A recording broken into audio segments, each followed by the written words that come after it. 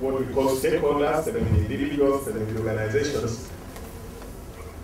And these are organizations or people who see themselves as winning or losing when you implement your vision or your goal.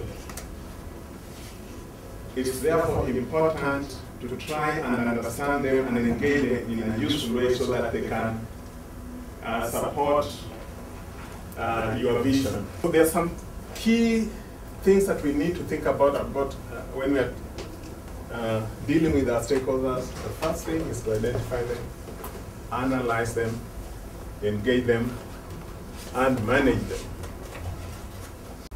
So just looking at the issue of interest and power, interest measures the degree, to what degree they are likely to be affected by the program or change of policy, and power measures influence they have over the project policy.